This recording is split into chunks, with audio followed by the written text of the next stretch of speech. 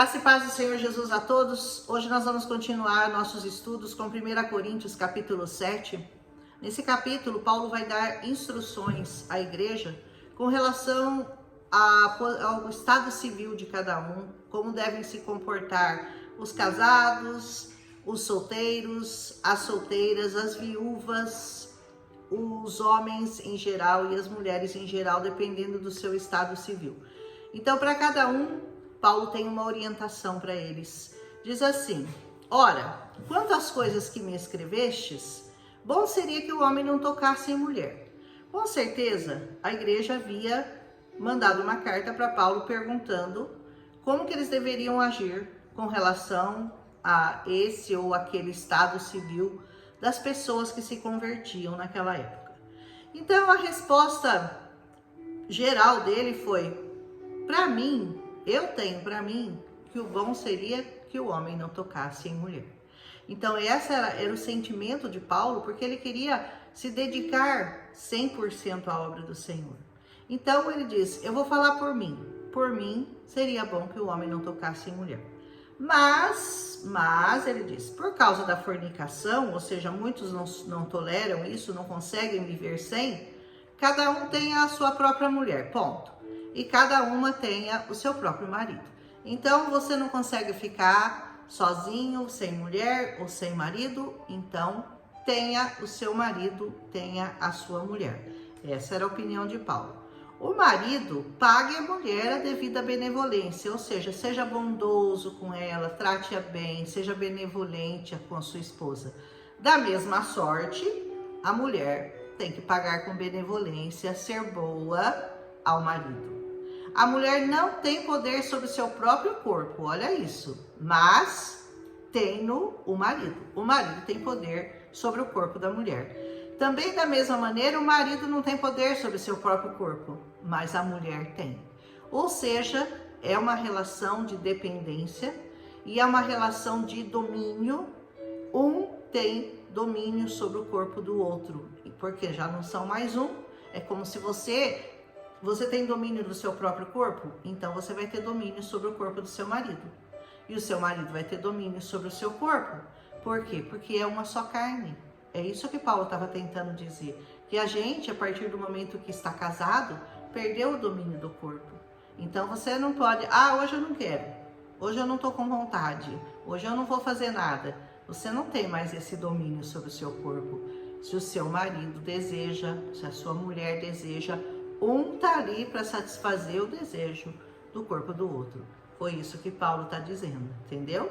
Ele diz assim: não vos priveis um ao outro. Ou seja, não prive o seu marido do desejo dele, não prive a sua mulher do desejo dela.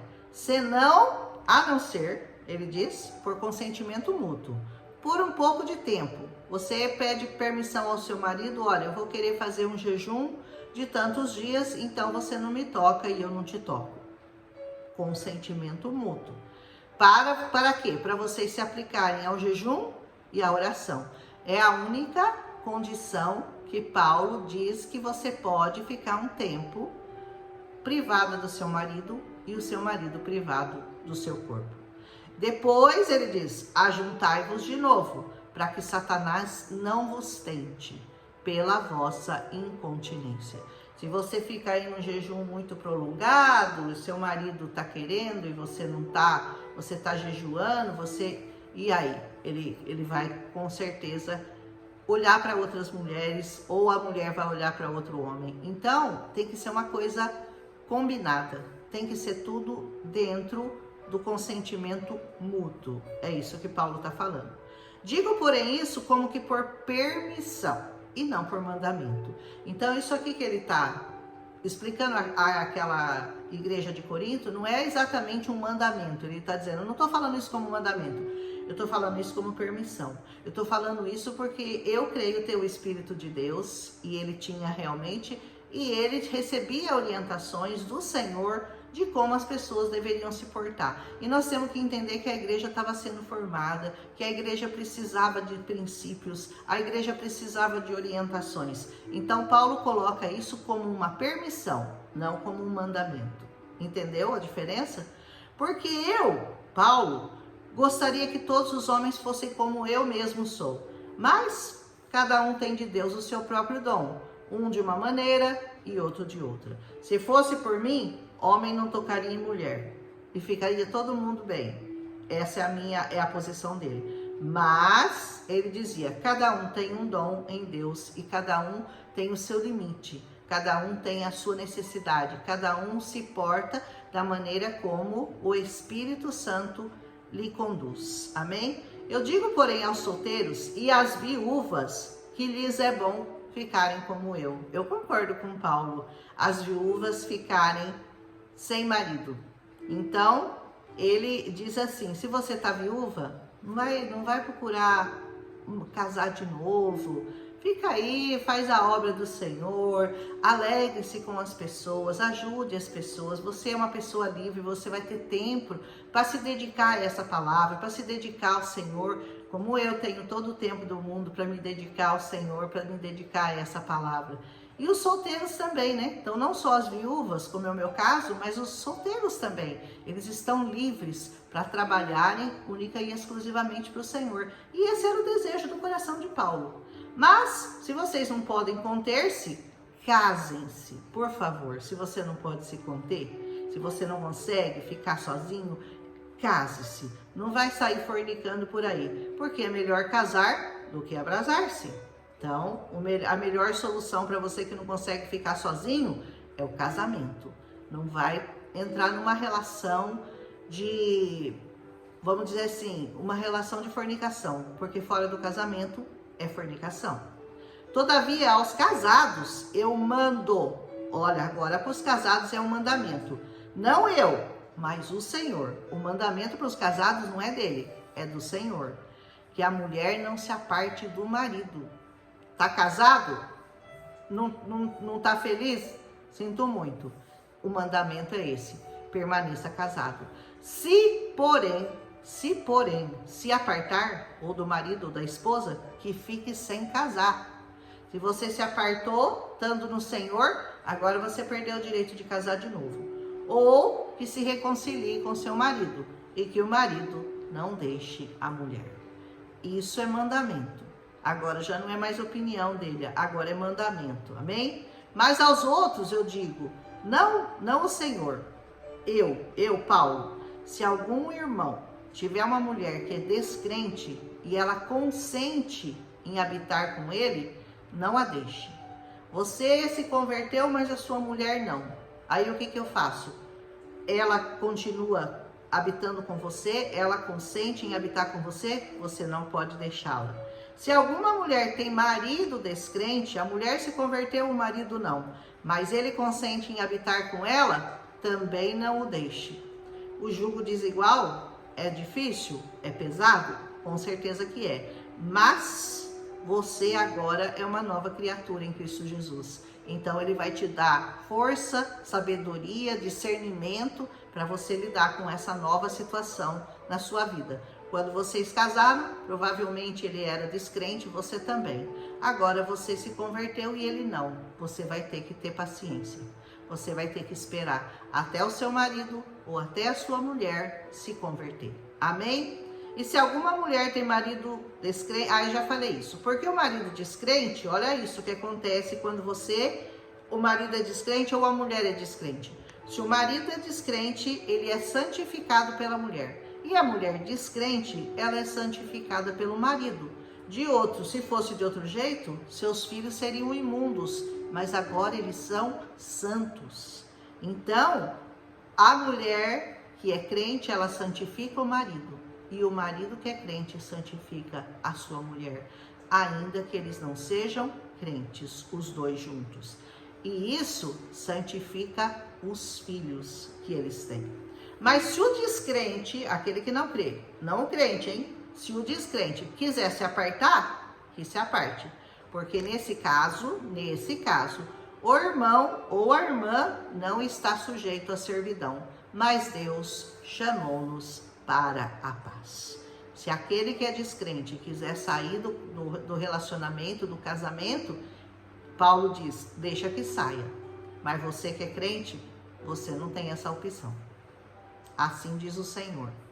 Porque de onde sabe, da onde que você vai saber, ó mulher, se o seu marido vai se salvar? Você pode ter essa garantia? A palavra não te dá essa garantia. A palavra de Deus diz que eu e a minha casa significa o seu sangue. Aqueles que vierem de você, os seus filhos, eles têm promessa de salvação. Seu marido não. Seu marido não tem. Amém? De onde você sabe se o seu marido vai se salvar? Ou de onde vai saber o marido se a sua mulher vai se salvar? Você não tem essa garantia da parte do Senhor. Amém? E assim, cada um ande como Deus lhe repartiu. Cada um como o Senhor o chamou. E o que eu ordeno é o que eu ordeno a todas as igrejas. Cada um vem como o Senhor te chamou. Você foi chamado estando circuncidado, ou seja, você foi chamado e você é um judeu, porque o judeu é circuncidado. Você foi chamado sendo judeu, fique circuncidado, permaneça circuncidado. Você foi chamado não estando circuncidado, não se circuncide. Ou seja, não queira imitar os judeus, não queira ser semelhante a eles. Eu vou me circuncidar porque agora eu me converti, então eu vou me circuncidar como os judeus. Ele falou, não é assim. Você não é judeu? Não se circuncide. Você não está debaixo agora das leis judaicas do Velho Testamento. Você é livre em Cristo Jesus. A circuncisão, ele diz, nada é. E a incircuncisão também nada é. Mas sim a observância dos mandamentos de Deus. O que é importante? É aquele sinal que os judeus têm de serem judeus? Não.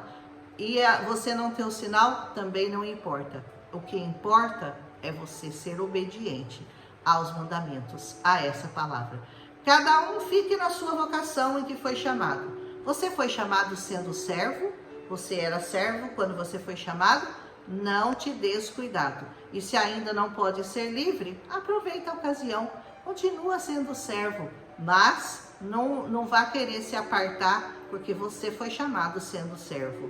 Porque o que é chamado pelo Senhor, sendo o servo, é liberto do Senhor. E da mesma maneira também o que é chamado sendo livre, vai ser servo de Cristo. De todas as formas, nós nos tornamos uma única coisa, servos do Senhor. Sendo livres ou sendo servos, nós passamos a ser servos de Cristo. Fostes comprado por bom preço, preço de sangue. Você foi comprado por um bom preço, o preço do sangue de Jesus da cruz do Calvário. Não vos façais servos de homens, seja servo do Senhor. Aleluia. Irmãos, cada um fique diante de Deus no estado que foi chamado. Agora, com relação às virgens, ele vai falar, quanto às virgens, eu não tenho mandamento do Senhor. Dou, porém, o meu parecer. Deus não deu um mandamento para ele. Então, ele vai dar a opinião, o parecer de Paulo para a igreja.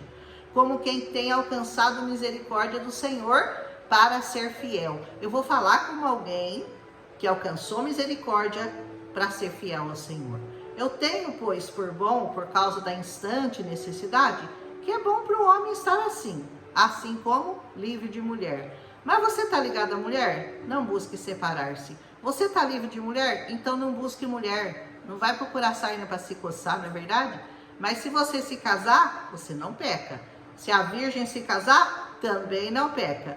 Todavia, eu vou garantir uma coisa para vocês. Vocês terão tribulações na carne. E eu gostaria de poupar-vos. Ele está dizendo, você quer casar? Olha, você vai arrumar uma encrenca para sua vida, mas se você quer isso para sua vida, então faça isso. Se você não consegue ficar sem mulher, ou se você, mulher, não consegue ficar sem um companheiro, case-se. Mas não fique fornicando, porque isso não agrada ao Senhor. Isso, porém, eu vos digo, irmãos, que o tempo se abrevia. Você não sabe quando que você vai partir dessa vida.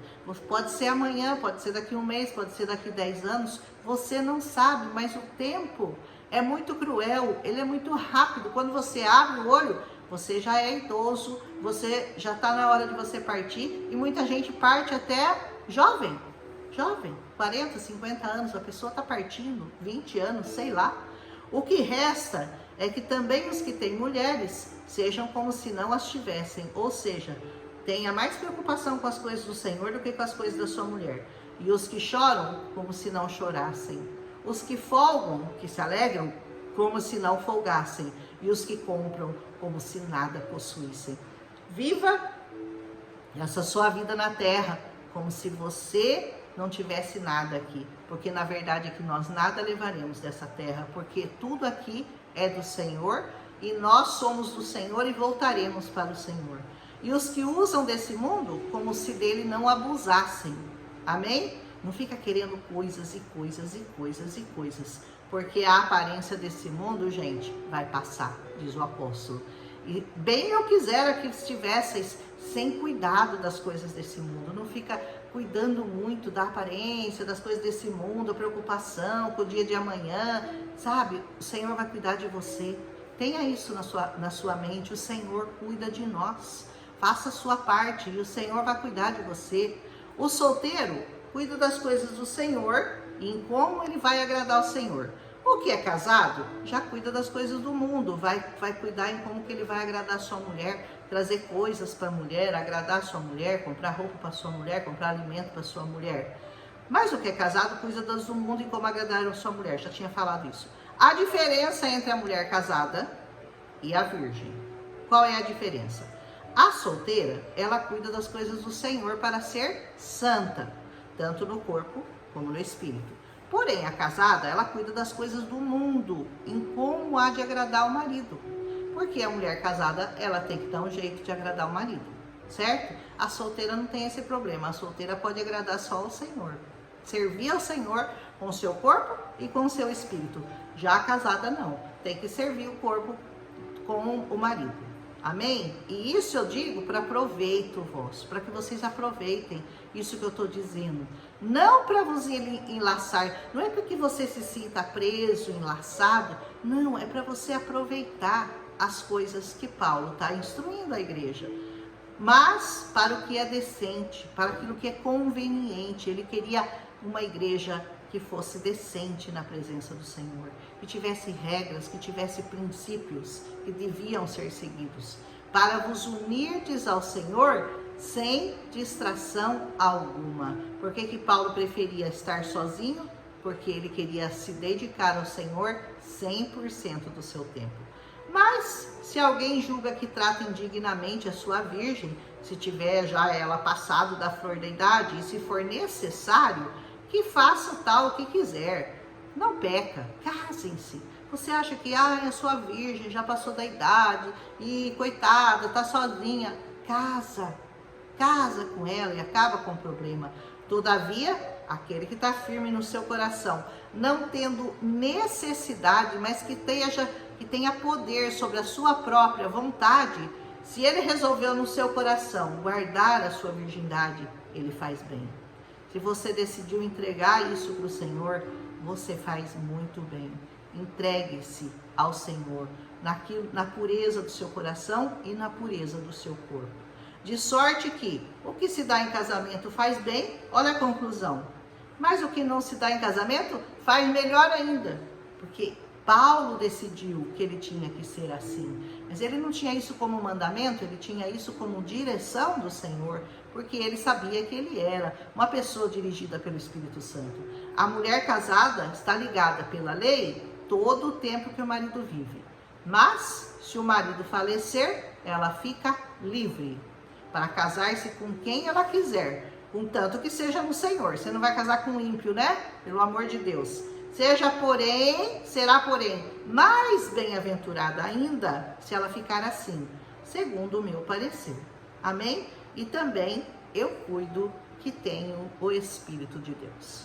Paulo aqui então deu assim uma geral, uma instrução para todo tipo de relacionamento que tinha naquela época, porque eles estavam consultando a ele. Como que nós vamos lidar com as virgens? Como que nós vamos lidar com as viúvas? Como que nós vamos lidar com os casados? Como que nós vamos lidar com aquele que está casado e a mulher não crê? Como que nós vamos lidar com aquele que ela está casada, mas o marido não crê? E aí, como que nós faremos? Então, Paulo aqui fez uma exposição geral daquilo que ele sentia como uma direção a ser dada à igreja, para que a igreja ficasse ordenadamente, que fosse uma igreja ordeira, decente e tivesse seus princípios baseados na palavra de Deus.